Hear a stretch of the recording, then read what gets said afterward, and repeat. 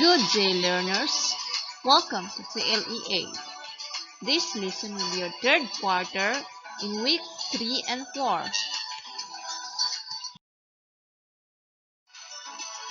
This will be our learning outcome.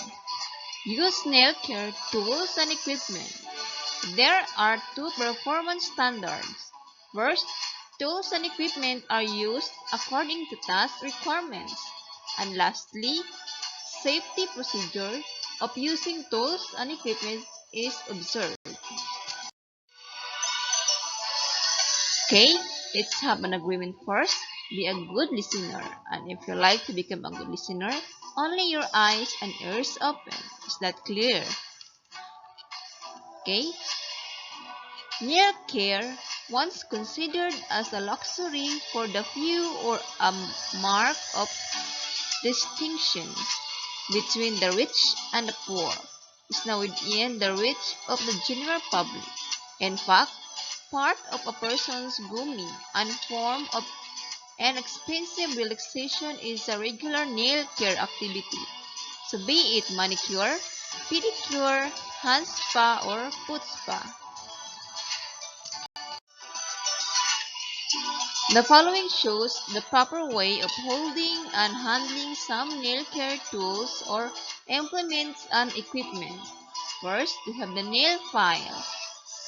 Nail file, hold the file firmly in the right or left hand, as the case may be, with the thumb underneath for support and the other four fingers on its upper surface, as you can see in the pictures below.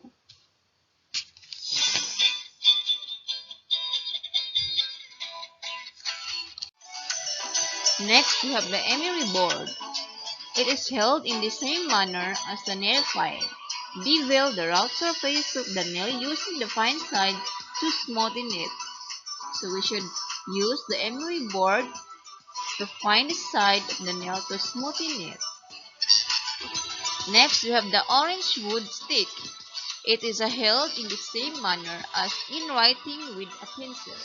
To loosen cuticle, work around nail. For applying oil or solvent, slightly dip the cotton tip orange wood sticks and work around the base of the nail. To clean under the free edge of the nail, from the center toward its side, with gentle pressure so that lip tissue at the root of the nail will not be injured.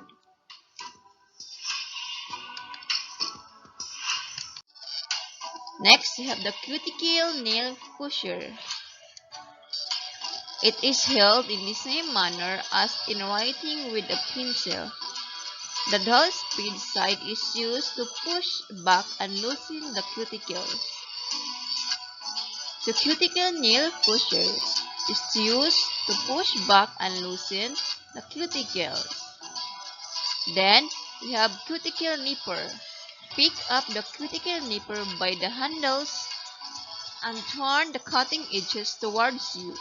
Place the bent tip of the index finger over the top of the shank. Place the thumb on the side of the handle and the remaining fingers over the opposite handle. Use it with utmost care to remove dead cuticle and hangnails so as not to injure lip tissues.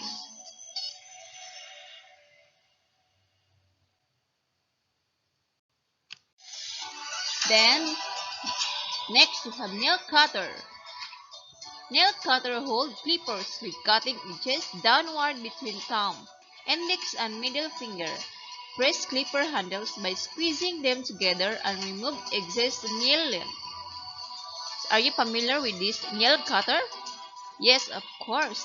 Ito ay nasa bahay lang natin. Ito ay ginagamit pang putol ng kuko. Then, next, we have nail brush. Insert the ring finger and pinky in the nail brush handle and brush the nails with a downward motion from the base to the fingertips to clean the nails and fingers.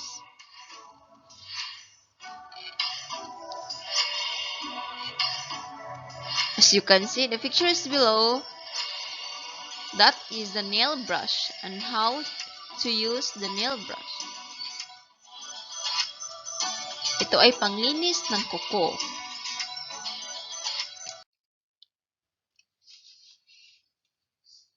Do you have a question, class? If none, let's proceed to nail buffer. Nail buffer. Place the thumb and the ring finger under the handle of the buffer while the index and the middle fingers are on its top and the pinky is on its side. Apply a small amount of a powder over the buffer, then buff the nails with downward strokes from the base to the free edge of each nail until a smooth clear gloss has been obtained. Buffing helps in giving the nail natural gloss and increases blood circulation to the fingertips. To prevent heating and burning sensation, lift the buffer from the nail after each stroke. As you can see in the pictures below, that is the nail buffer.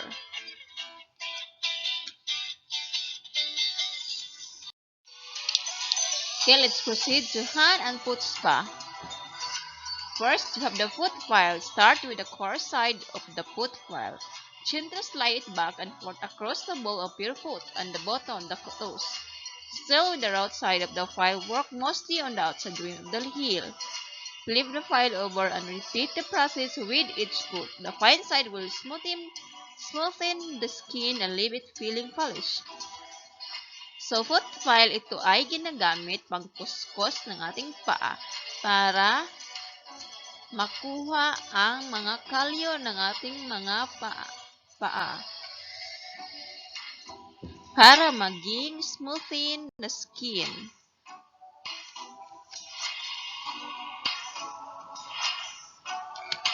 Okay, callus remover. Insert the blade into the callus remover with care. Lay the callus remover on the top part of the callus. Do not lay the blade above the area that is going to be cut, as they may result in cutting the soft part of the foot, resulting to open wound.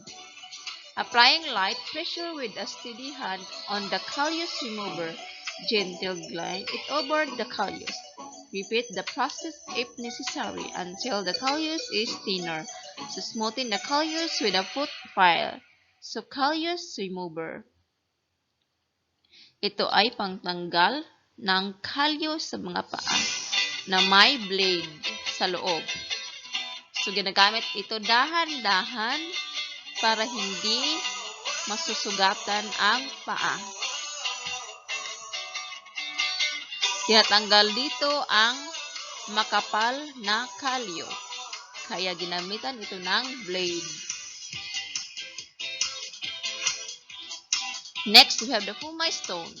After soaking the feet in warm, soapy water, use the pumice stone to gently buff away cracked or dry skin of the feet with a soft, circular motion. Never apply heavy pressure to the pumice, for this can cause sore, open wounds, and possible infection. So, pumice stone, ito ay bato. Pangkuskus ng mga dry skin sa paa, mga crack. So, apply in circular motion. So, huwag ididiin ng masyado para hindi ito masugatan.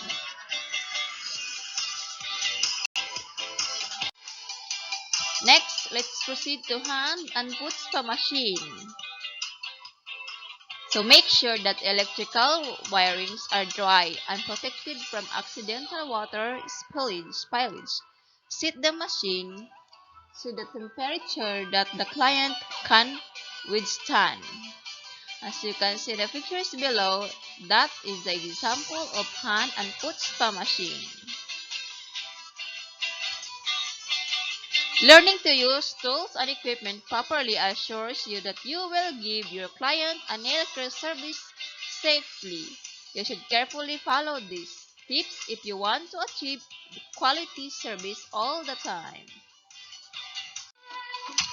Okay, so we should wear the PPE or personal protective equipment Personal protective equipment are the garments designed to protect the wearer's body from injury or chemicals or for job-related occupational safety and health purposes. So the first PPE here, glove, is a garment covering for the whole hand. So as you can see in the pictures below, so we should wear the glove to protect our hand of any kind of activity.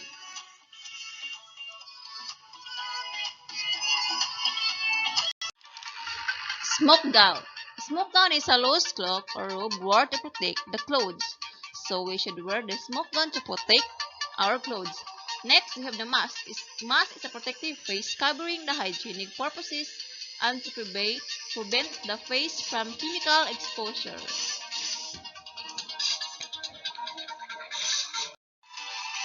Next, headband. Headband is a band of absorbent material worn on or around the head across the forehead to keep the sweat and the hair off the face. So, dapat magamit tayo ng headband para makaiwas sa sagabal ng ating buhok at sa pagiging sweat. Okay, that's all for today. If you have any questions, clarifications, you can contact my cell phone number 0926994824. Again, 0926994824. For your activity and test, just visit our guide if link below. Okay, thank you for listening. And once again, good morning. See you next week.